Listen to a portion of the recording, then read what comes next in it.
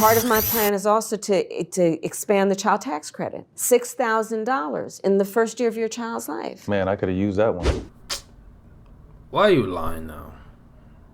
Matt Barnes signed a 1-year, $3 million contract with the Golden State Warriors back in 2007. His kids were born in 2008. Unless he blew $3 million like that, when has this man ever needed a $6,000 child credit? But what do you feel or what do you think when you hear people kind of questioning just the fabric of who you are? You know, it's funny because over the years, journalists, some, not most, will want to talk about it. And I say, okay, if you want to have this conversation, I'm prepared to have it, but sit down and get comfortable for a few hours. Mm-hmm. If you want to start talking about race in America. Mm-hmm. But what I want to ask you about is what he said last month. He suggested that you happened to turn black recently for political purposes, questioning a core part of your identity. Yeah. Any? Same old tired playbook. Next question, please. That's it? That's it. Okay. Which is why, look, I support the right of people to peacefully protest. My opponent in this race, you look up Project 2025. Nasty word. All right, since you keep bringing this up, let's go ahead and do that, shall we?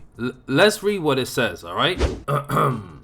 Project 2025 is a historic movement that was brought together by over 100 respected organizations from across the conservative movement to abolish the deep state and return government to the people. Project 2025 is not partisan, nor it is a secret. Project 2025 does not speak for any candidate or campaign in any capacity. It was stood up in 2022 before any major candidate announced a campaign to assist the next conservative president. And nowhere near it says that this was created by Donald Trump. And let me tell you, I'm not the politics guy, but what I can't rock with is the lying. We want to ask you about your leadership qualities. Governor Walz, you said you were in Hong Kong during the deadly Tiananmen Square protests in the spring of 1989. But Minnesota Public Radio and other media outlets are reporting that you actually didn't travel to Asia until August of that year. Can you explain that discrepancy? Look, I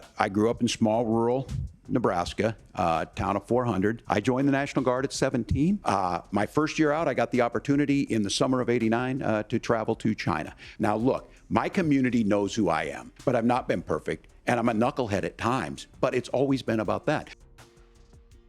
So look, my commitment has been from the beginning to make sure that I'm there for the people. Many times I will talk a lot. I will get caught up in the rhetoric. So this is about trying to understand the world. It's about trying to do the best you can for your community. Governor, just to follow up on that, the question was, can you explain the discrepancy? All I said on this is I got there that summer and misspoke on this. So I will just, that's what I've said.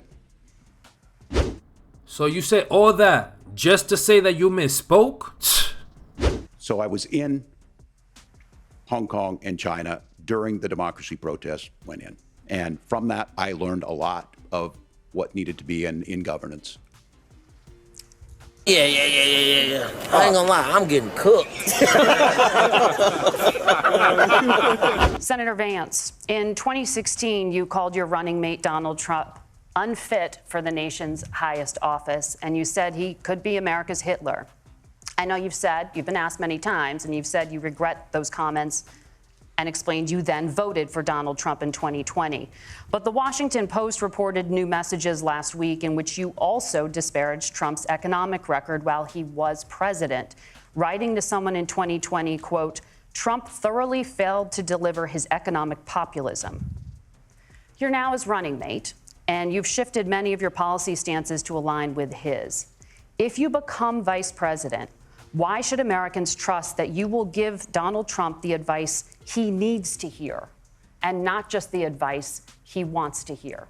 You have 2 minutes. Well, first of all, Margaret, because I've always been open. And sometimes, of course, I've disagreed with the president, but I've also been extremely open about the fact that I was wrong about Donald Trump. You see the difference between JD and Walz? It took JD exactly 5 seconds to answer a direct question. And sometimes it's cool to say, yo, my bad, I messed up. That's on me. Sometimes it's cool to say that. But instead, this man started rambling about stuff that had nothing to do with the question. only to say, oh, I misspoke. Come on, dogs. What we doing?